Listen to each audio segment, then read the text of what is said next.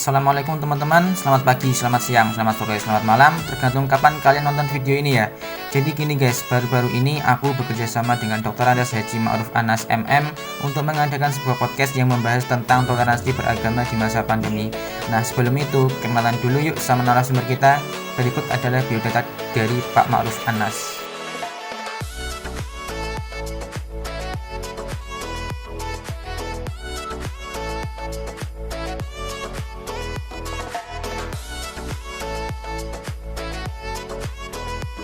Nah, jadi itulah guys sedikit informasi mengenai narasumber kita. Oke, kalau gitu langsung aja ya. Ayo, cus.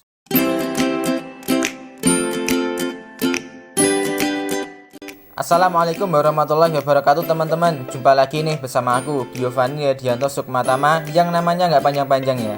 Jadi topik bahasan kita kali ini adalah mengenai toleransi beragama di masa pandemi COVID-19. Dan sekarang di sebelah saya sudah ada nih narasumber kita, yaitu Dr. Andes Haji Ma'ruf Anas MM. Kalau begitu tanpa banyak basa-basi langsung aja ya kita menuju ke topik pembahasan kita. Nah, untuk pertanyaan pertama nih Pak, saya mau bertanya, sebenarnya apa sih toleransi beragama itu? Monggo Pak. Toleransi antar umat beragama itu adalah kita menyadari bahwa di Indonesia kita hidup berdampingan dengan berbagai umat beragama yang berbeda-beda. Di Indonesia ada agama Islam, agama Kristen, agama Katolik, agama Hindu, agama Buddha, agama Konghucu. Nah, di dalam internal agama itu sendiri banyak juga kelompok-kelompok atau friksi-friksi akidah keagamaan. Di internal Islam saja yang kita kenal ada Nahdlatul Ulama, umat Nahdlatul Ulama, NU, ada umat Muhammadiyah, ada umat LDII, dan lain sebagainya, masih banyak itu. Nah, kemudian di agama-agama lain selain Islam juga banyak friksi-friksi kelompok-kelompok keyakinan yang berbeda itu. Nah, bagaimana caranya membangun toleransi itu? Caranya membangun toleransi adalah kita saling menyadari bahwa perbedaan itu merupakan keniscayaan, merupakan sesuatu yang tidak bisa dihindarkan, karena memang Allah SWT menciptakan perbedaan-perbedaan itu, sehingga toleransi yang ada adalah saling menyadari, saling memahami, saling menghormati semua yang ada. Keyakinan yang berbeda itu tidak dipermasalahkan, karena yang maha benar itu Allah Subhanahu wa taala, tetapi Allah sudah menentukan sebagaimana firman-Nya,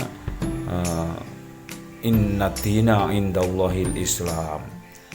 Sesungguhnya agama yang dianggap sah di sisi Allah itu adalah agama Islam, sehingga kita umat Islam ya harus memupuk keyakinan bahwa Islam itu adalah yang paling benar di sisi Allah. Tetapi itu kita tidak patut diungkapkan kepada orang yang selain agama Islam, karena mereka kita ketahui sudah juga yakin terhadap agamanya. Nah, itu nanti siapa yang mengadili? Yang mengadili bukan manusia, bukan kita umat Islam, tapi Allah Subhanahu wa taala. Nah, dalam masa pandemi ini lebih-lebih kita harus mengutamakan toleransi beragama itu sendiri. Caranya bagaimana?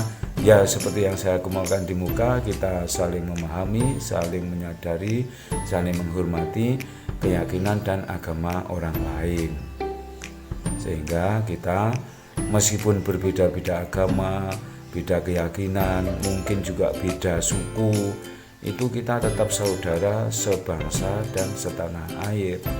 Sehingga perbedaan itu bisa kita ibaratkan bunga yang tumbuh subur di dalam negara Indonesia Raya ini sungguh elok rupanya, indah dipandang dan lain sebagainya. Itu jawaban saya pada pertanyaan Anda yang pertama ini. Nah, sepanjang masing-masing umat beragama saling menyadari, saling memahami, dan saling menghargai, itu tidak akan ada yang mengusik toleransi beragama itu sendiri. Baiklah, selanjutnya pertanyaan dari teman saya nggak Pak, dari Mbak Friska. Itu dia bertanya, Indonesia kan termasuk ke dalam negara yang toleransinya tinggi. Nah, di masa pandemi seperti ini ada nggak sih masalah yang mengusik toleransi beragama itu sendiri? Monggo Pak. Oke.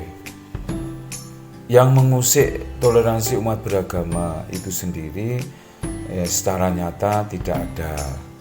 Tetapi kita tetap harus waspada, harus saling mengawasi, harus saling menghormati bagaimana agar dalam masa pandemi ini toleransi kehidupan beragama tidak terusik. Jadi harus saling menjaga. Oke. Gitu ya Pak. Selanjutnya ada pertanyaan dari Mas Fuad. Itu dia bertanya, seumpama apabila kita sholat Jumat, kan ada sebagian tuh masjid yang tidak menjalankan sholat Jumat, pasti ada omongan dari orang lain, kok wedimen, istilahnya gitu. Nah, bagaimana menyikapi hal seperti itu agar tercipta sebuah toleransi yang baik? Monggo Pak. Kita sesuai dengan pengantar saya di muka tadi, dalam kehidupan keagamaan itu kita ibadah sebagai umat Islam semata-mata untuk Allah Subhanahu wa taala, tidak untuk manusia. Sehingga ketika kita yakin apa yang kita lakukan ini benar sesuai dengan agama, sesuai dengan hukum Islam, kita tidak perlu khawatir terhadap omongan-omongan orang lain yang tidak suka. Jadi harus yakin bahwa apa yang kita lakukan adalah benar. Nah, sedangkan orang yang tidak melakukan itu pun juga tidak boleh mengusik atau membuli orang yang tidak melakukan sholat Jumat. Ya. Seperti itu. Selanjutnya ada pertanyaan dari Mbak Inna Nuraini. Dia bertanya, dalam membangun toleransi beragama, apakah ada hambatan-hambatannya? Nah, bagaimana tips membangun toleransi beragama yang baik di masa pandemi? Monggo Pak. Ya, hambatan-hambatan dalam membangun toleransi beragama dalam masa pandemi ini ada hambatannya. Hambatan yang pertama adalah ada barangkali teman-teman kita baik yang seagama maupun yang bukan seagama, mereka ada yang melanggar tidak melakukan protokol kesehatan dalam kehidupan sehari-hari maupun dalam kegiatan peribadatan. Yang kedua, seperti yang tadi diungkapkan, ada omongan-omongan yang negatif. Omongan-omongan yang negatif itu kita sikapi dengan kepala dingin, kita sikapi dengan kedewasaan keagamaan kita. Itu juga bagian dari hambatan kita membangun toleransi agama dalam masa pandemi. Nah, terus yang ketiga,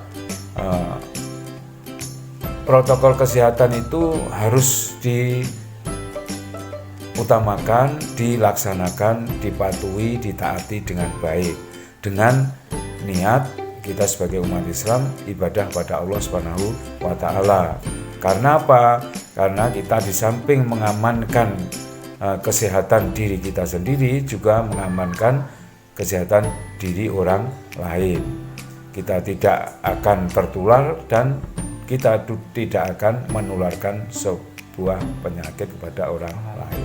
Di antaranya itu hambatannya. Tapi kita tidak boleh pesimis, tidak boleh kecil hati, karena kita harus terus membangun imunitas kesehatan kita. Ya, kalau kita sering mengeluh, sering kecil hati, sering pesimis, sering gelisah, itu justru mengurangi imunitas kesehatan kita sehingga gampang kena penyakit gitu. Oke. Ya, seperti itu. Selanjutnya pertanyaan dari Mbak Ainun. Ada nggak sih bentuk sikap toleransi beragama yang bisa kita praktekkan ketika kita dianjurkan untuk di rumah saja? Gitu Pak. Oh ya, itu harus. Itu adalah pelaksanaan bagian pelaksanaan dari protokol kesehatan yang dianjurkan oleh pemerintah. Kita di rumah saja itu maksudnya jangan pergi ketika tidak ada kebutuhan yang sangat penting. Itu bagian dari protokol kesehatan. Kan ada 5 itu protokol kesehatan yang harus kita patuhi, kita taati. Yang pertama, kita harus selalu pakai masker. Yang kedua, kita cuci tangan. Yang ketiga, harus jaga jarak. Yang keempat, jauhi kerumunan massa yang lebih besar, lebih dari 30 orang. Dan yang kelima, jangan bepergian. Itu artinya kita disuruh di rumah saja beraktivitas, tidak pergi ketika tidak ada kepentingan yang sangat penting. Gitu. Oke, ya. Selanjutnya pertanyaan dari Mas Al-Qadri. Batas-batas toleransi beragama itu seperti apa sih Pak? Soalnya di IAIN Kediri sendiri, teman-teman dari jurusan perbandingan agama atau studi agama, kalau ada hari-hari besar dari agama lain, mereka kerap hadir di sana. Nah, itu masuk batas toleransi yang masih normal atau sudah melebihi batas Pak? Itu sebuah langkah pembentukan membangun toleransi agama. Mereka yang datang ke sana itu tidak niat untuk ikut kebaktian. Jadi niatnya untuk menyapa saudara-saudara kita yang lain agama ketika dia merayakan hari besar agamanya. Itu salah satu langkah bentuk membangun toleransi agama, baik masa pandemi maupun bukan masa pandemi. Kan semuanya itu adalah milik Allah. Nah, karena semuanya milik Allah, kita datang ke tempatnya, ke tempat itu juga ke tempatnya milik Allah. Kita istighfar, kita bertasbih, kita bersolawat.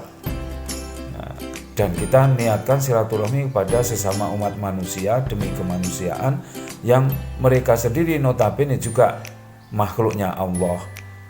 Jadi kita menyapa makhluknya Allah. Kita tidak niat ikut kebaktian. Meskipun ke gereja, ke kelenteng, ke wihara, ke pura, itu niatnya untuk menyapa sesama umat manusia, sesama makhluk Allah. Dan kita datang ke tempat ciptaan Allah. Kita tidak niat ikut beribadat agama mereka, tidak apa-apa. Ya, seperti itu Pak. Berarti tidak melebihi batas Pak. Tidak melebihi batas. Ya, seperti itulah teman-teman podcast kita pada kali ini. Semoga podcast ini bermanfaat. Dan apabila ada salah kata baik dari saya maupun dari narasumber, mohon dimaafkan. Sekian, wassalamualaikum warahmatullahi wabarakatuh.